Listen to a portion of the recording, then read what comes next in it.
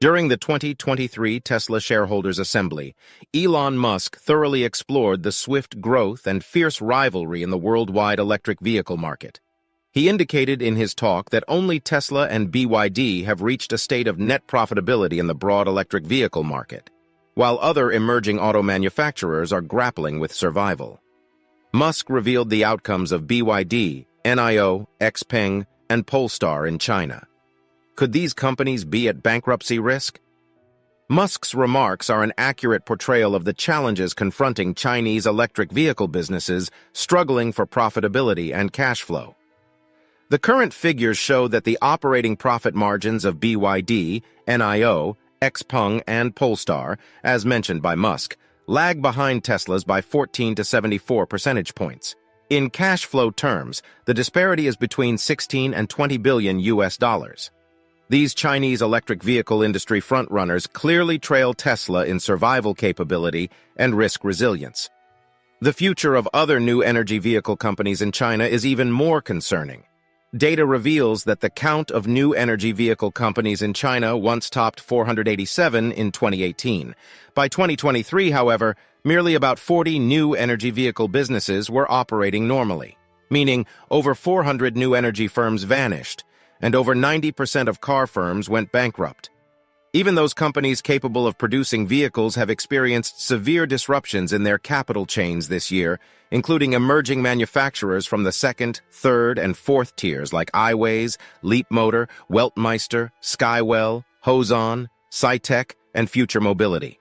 These companies face various issues, mostly due to the key reasons below. Firstly, these businesses face a capital shortage as a primary issue.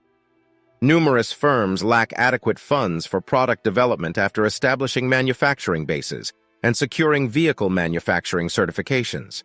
This results in poor product quality and competitiveness, falling sales, and escalating losses. iWays and Weltmeister typify this case. Cytec also struggles with this problem, even after raising $500 million US dollars in a 2021 Series A round, given the industry's vast scale. Secondly, some businesses have endeavored to shift from creating micro-electric vehicles to high-end electric vehicles, necessitating substantial capital. However, post-transition sales fell short of expectations, leading to more losses. Leapmotor and Skywell Auto exemplify this predicament. Thirdly, some companies lack adequate vehicle delivery. For instance, Hoson Auto has only delivered 900 vehicles to clients. In the current scenario, where the monthly delivery volume of the new energy vehicle market reaches tens of thousands, this is clearly insufficient to win consumer trust. Finally, some companies, like Future Mobility, have produced vehicles that no one purchases. They have launched 2 models, but the sales are extremely disappointing. One model has sold only 131 units in 18 months, and the other has not been delivered since its debut in June the previous year. Even top-tier companies like NIO and XPeng face sales decline pressure, casting shadows on their future development. NIO's recent sales have significantly declined. Data from April this year shows sales of only 6,658 units, a month-over-month decrease of 35.8%. This is linked to the growing number of brands in the luxury electric vehicle market and escalating competition. Additionally, NIO's enthusiastic pursuit of a battery-swapping station strategy has led to soaring liabilities and a cash flow crunch.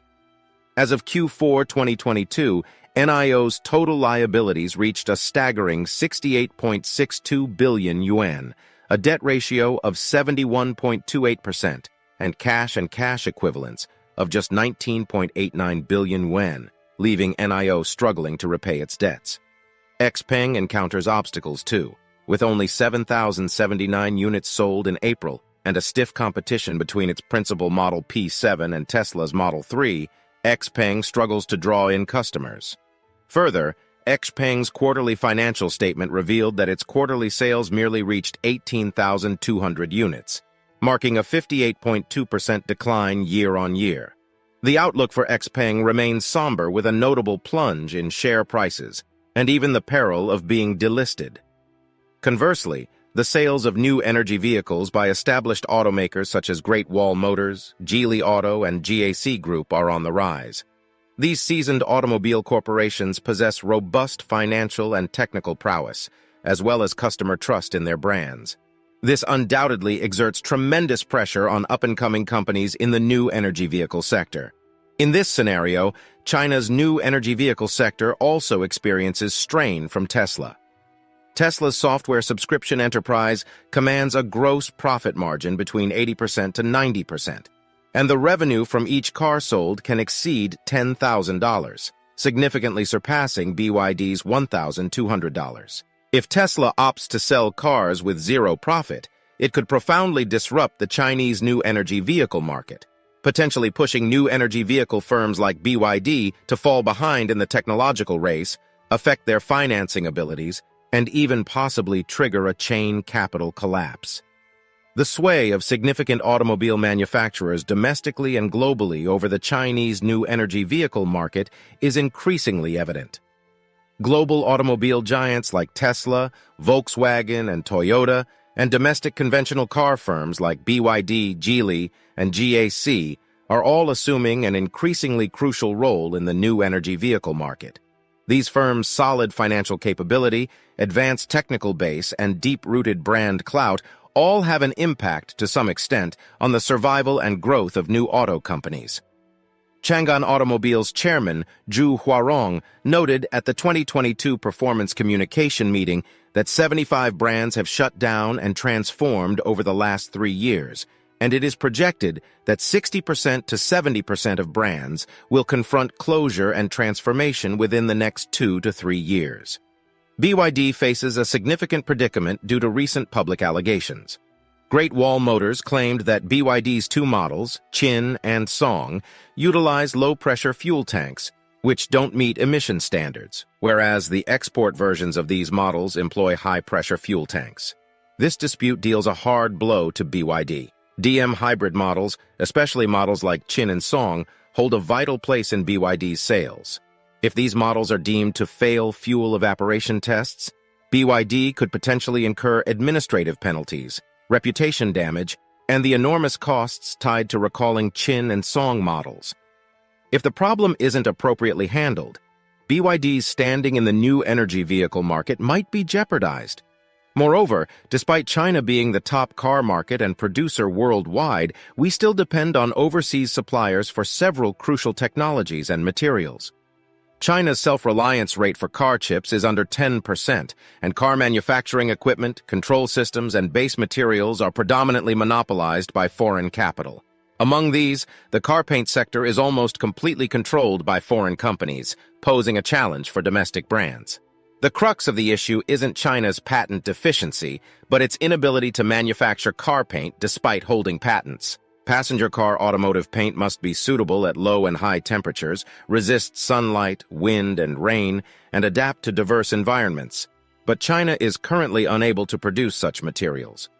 Foreign companies hold 95% of the original paint market, chiefly American, Japanese, and German brands such as PPG, BASF, Nippon, Axalta, and Kansai.